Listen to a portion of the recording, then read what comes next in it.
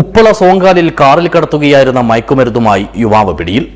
GM അപ്പാർട്ട്മെന്റിലെ ഇദീൻ കുഞ്ഞി എന്ന ഇർഷാദാണ് 53 gram MDMA-യുമായി പോലീസിന്റെ പിടിയിലായത്.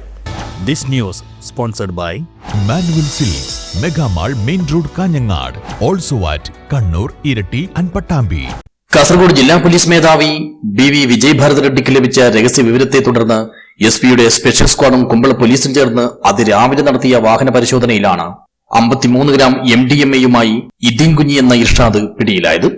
33-കാരനായ ഇയാൾ ഉപ്പള സോങ്കാൽ GM അപ്പാർട്ട്മെന്റിലെ താമസക്കാരനാണ്. ഇതേ അപ്പാർട്ട്മെന്റിന്റെ താഴെ നിർത്തിയിട്ടിരുന്ന ഇർഷാദിന്റെ KL14 AF 2585 സ്വിഫ്റ്റ് കാറിൽ ഒളിപ്പിച്ച നിലയിലായിരുന്നു MDMA. ഈ സമയം ഇർഷാദ് അപ്പാർട്ട്മെന്റിലുണ്ടായിരുന്നു. ഉടൻ തന്നെ ഇയാളെയും കാറും പോലീസ് കസ്റ്റഡിയിലെടുക്കുകയായിരുന്നു.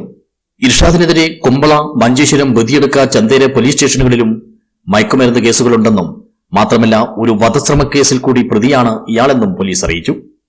News bureau, Uppala.